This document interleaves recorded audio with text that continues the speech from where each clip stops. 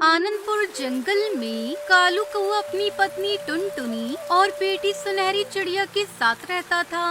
कालू कौआ पक्षियों के कपड़े सिल कर अपनी रोजी रोटी चलाता था। कालू कौआ पूरे जंगल में सबसे गरीब पक्षी था। बाबा, माँ, अब तो सो जाओ। देखो ना कितनी रात हो गई है। आगे देखने से पहले आपको सिर्फ एक छोटा सा कांटा चुभ जाए तो दर्द होने लगता है, पर वो एक बाप ही है जो रोजाना अंगारों पर चलकर आपके लिए 2 वक्त की रोटी का इंतजाम करता है। तो उस प्यारे से पापा के लिए एक लाइक और सब्सक्राइब जरूर कर देना। साथ ही अपने प्यारे से पापा के लिए ये वाला इमोजी जरूर सेंड कर देना। बस बेटी, 2 लहंगे और बना लूं, कल ग्राहक को तैयार करके देने हैं।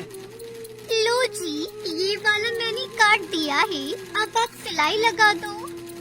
दोनों मियाँ बीवी इस तरह दिन रात मेहनत करते थे ताकि वो अपनी बेटी की अच्छी परवरिश कर सके। ऐसे ही समय बीता और सुनहरी चिड़िया बड़ी हो गई। रोज जब कालू कौआ घर लौट रहा था तो उसे देख जंगल के 2 पक्षी बातें करने लगे। अरे वो देखो, वो जा रहा है गरीब बेटी का बाप कालू कौआ। अरे आज चिड़िया की जगह एक चिड़ा पैदा किया होता तो कम से कम नौकरी करके घर बार तो देख लेता, लेकिन इसकी बदकिस्मती तो देखो, एक तो गरीब, ऊपर से चिड़िया का बाप। भाई पता नहीं एक गरीब अपनी बेटी को दहेज भी कैसे दे पाएगा। शायद इसीलिए अभी तक इसकी बेटी के लिए कोई रिश्ता लेकर नहीं आया। मुझे तो इस पर बड़ा ही तरस आता है भैया। बेचारा कालू कौआ चुपचाप घर आ जाता है और कपड़े सिलने लगता है। तभी टुनटुनी चिड़िया उसके पास आकर कहती है, क्या हुआ जी? आज कड़ी धूप से आते ही काम पर लग गए और आपने खाना भी नहीं खाया। सब ठीक तो है ना? टुनटुनी, अपनी सुनहरी अब जवान हो गई है। गांव में उसकी उम्र की सब चिड़ियाओं की शादी हो गई, लेकिन अपनी बेटी अभी तक कुंवारी है। दिन रात आके फोड़ कर कपड़े सिल कर भी हम इतने पैसे नहीं कमा पा रहे हैं कि उसकी शादी कर सके। हमारी तो 2 वक्त की रोटी का गुजारा ठीक से नहीं हो पाता है, तो इसकी शादी कैसे करेंगे? आप परेशान ना हो, सब कुछ ठीक हो जाएगा। आप बस ऊपर वाले पर भरोसा रखो। बाबा, माँ, थोड़े से चावल बचे थे, मैंने उसमें नमक हल्दी मिलाकर पका दिया है। चलो हम तीनों उसमें से थोड़ा थोड़ा खा लेते हैं।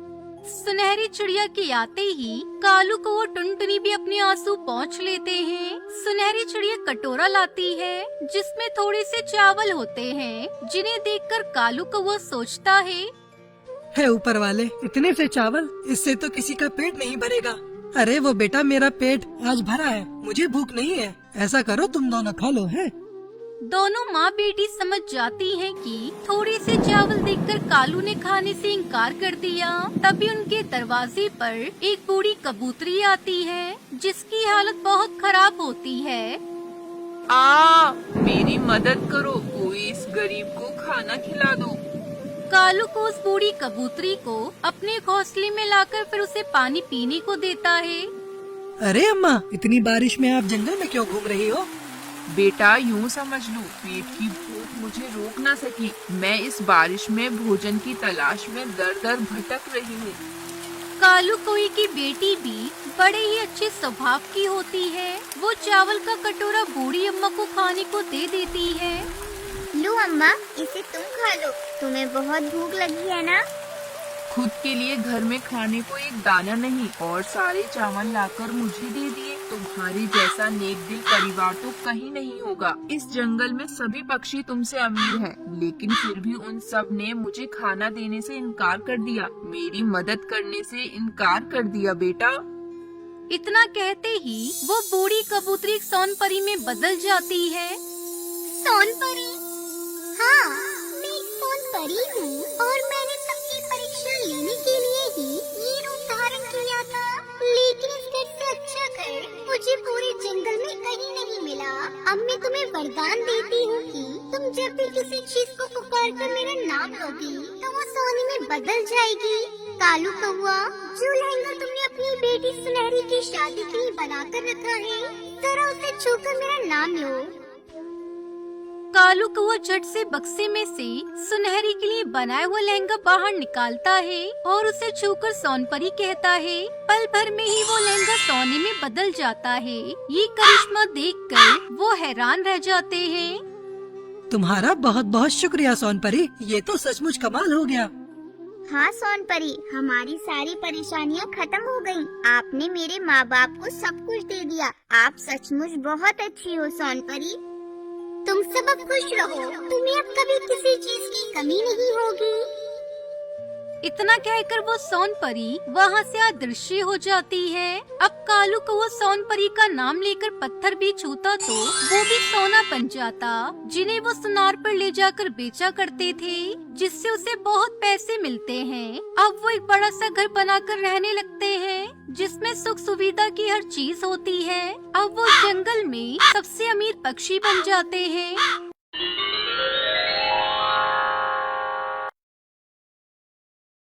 टुनटुनी चिड़िया स्कूल में पढ़ती थी। गरीब होने की वजह से उसकी सहेली उसका बहुत मजाक उड़ाती थी।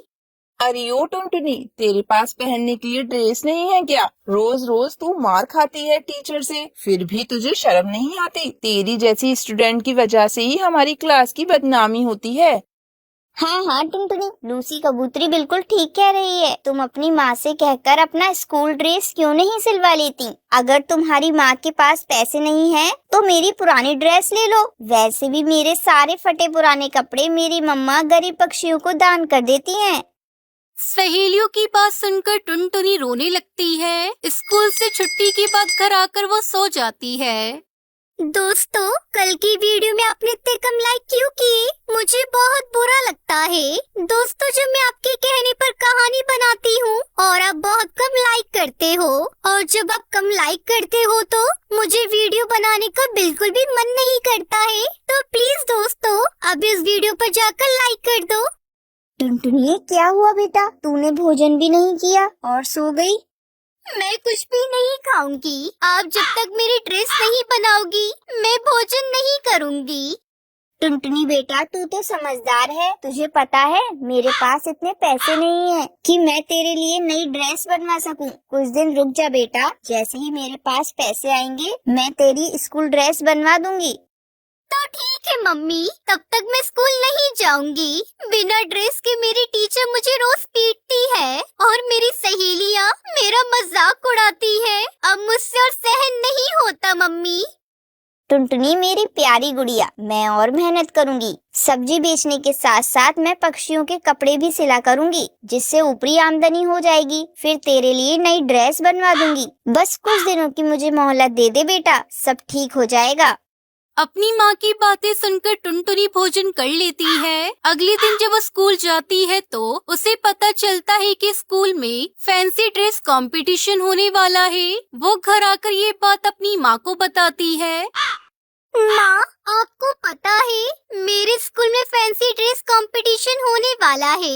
मैं भी उसमें पार्टिसिपेट करना चाहती हूँ। आप मेरे लिए कोई ऐसा ड्रेस बना दो जिसमें पैसे भी खर्च ना हो और वो यूनिक भी हो। पैसे तो खर्च होंगे ना बेटा, और तुझे मैं कितनी बार बताऊं, मेरे पास अभी पैसे नहीं है जो मैं तेरे लिए ड्रेस पर खर्च करूं। तू रहने दे, इस प्रतियोगिता में भाग मत लेना। अरे माँ, मेरे दिमाग में एक आइडिया आया है। क्यों ना आप मेरे लिए फूलों का एक सुंदर सा लहंगा बना दो, बहुत अच्छा लगेगा माँ। ये सुनकर उसकी माँ टूनी चिड़िया उससे कहती है, अच्छा टुनटुनी, तू हाथ मुंह धोकर भोजन कर ले। मैं तेरे लिए कोशिश करती हूँ फूलों का लहंगा बनाने की, शायद बन जाए। टूनी चिड़िया रात भर मेहनत करती है और एक सुंदर सा फूलों का लहंगा तैयार कर देती है। सुबह जब टुनटुनी चिड़िया उस लहंगे को देखती है तो वो बहुत खुश होती है। अरे वाह मम्मा, ये फूलों का लहंगा तो बहुत ही खूबसूरत है। अब मुझे फर्स्ट प्राइज मिलने से कोई नहीं रोक सकता। टुनटुनी चिड़िया खुशी खुशी स्कूल जाती है। शाम को स्कूल से वापस आते समय हाथों में ट्रॉफी लिए घर लौटती है। मम्मा, ये ट्रॉफी आपकी वजह से मुझे मिली है। आपको पता है मेरे फूलों का लहंगा सबने बहुत पसंद किया, और ये देखो मुझे 5,000 रुपए का इनाम भी मिला है। आज मैं बहुत खुश हूँ माँ। ये सब आपके सिले हुए फूलों के लहंगे की वजह से हुआ है। आप बहुत अच्छी हो माँ। ये सुनकर उसकी माँ टूनी चिड़िया बहुत खुश होती है। टुनटुनी चिड़िया स्कूल से मिले हुए पैसों से अपने लिए 2 ड्रेस सिलवाती है और खुशी खुशी अपनी माँ के साथ रहने लगती है। समधन जी, कहाँ है मेरा ब्राइडल लहंगा जो हमने बहू को दिया था? अब जल्दी से वो लहंगा बहू को पहनाइए, तभी ये शादी होगी, वरना ये शादी नहीं होगी। टूनी चिड़िया ने रोते हुए सारी बात अपनी समधन को बताती है। समधन जी, हमने जानबूझकर कुछ नहीं किया। ये मेरी बिटिया की इज्जत का सवाल है। मैंने बिटिया के लिए दूसरा ब्राइडल लहंगा खरीदा है, पर ये मेरी टुनटुनी को फिट नहीं आई। हम पर दया कीजिए, ये शादी होने दीजिए। सारी बातें आप झूठ बोल रही हैं। कह क्यों नहीं देती? आपने मेरे कीमती ब्राइडल लहंगे को बेचकर ही ये सारा इंतजाम किया है। चल बेटा कालू, हम इन चोरों की बेटी से तेरी शादी नहीं कर सकते। क्या पता इनकी बेटी हमारे घर बहू बनकर जाए और हमारा घर ही साफ कर दे। हाँ माँ, तुम ठीक कह रही हो। चलो चलते हैं। दोस्तों, कल की वीडियो में आपने इतने कम लाइक क्यों किए? मुझे बहुत बुरा लगता है। दोस्तों, जब मैं आपके कहने पर कहानी बनाती हूँ और आप बहुत कम लाइक करते हो, और जब आप कम लाइक करते हो तो मुझे वीडियो बनाने का बिल्कुल भी मन नहीं करता है। तो प्लीज दोस्तों, अभी इस वीडियो पर जाकर लाइक कर दो। समधन जी, मेरी बात तो सुनिए। समधन जी, मेरी बेटी को यूँ छोड़कर मत जाइए। जंगल में मेरी क्या इज्जत रह जाएगी? अगर मेरी बिटिया की बारात वापस लौट गई तो जंगल के सारे पक्षी मुझ पर थू थू करेंगे। कौन करेगा मेरी बेटी से ब्याह? मेरी पगड़ी उछाल कर मत जाइए समधन जी, आपकी भी तो एक बेटी है। जरा जबान संभाल कर बोलिए समधन जी। खबरदार, जो आपने अपनी जुबान से मेरी बेटी का नाम लिया तो आपकी जुबान मैं खींच लूंगी। गलती हो गई समधन जी, माफ कर दीजिए। आप जो कहेंगी वो मैं करने को तैयार हूँ। बस आप शादी की रस्में पूरी होने दीजिए। अच्छी बात है समधन जी, आप मुझे 5 लाख रुपए दे दीजिए। हम आपकी बेटी को अपनी बहू बनाकर ले जाएंगे। ये आप क्या कह रही हैं समधन जी? मैं गरीब हूँ, इतने पैसे कहाँ से आएंगे मेरे पास?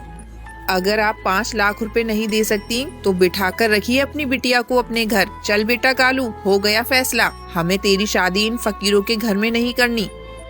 टुनटुनी चिड़िया की बारात लौट जाती है। घर में मातम छा गया।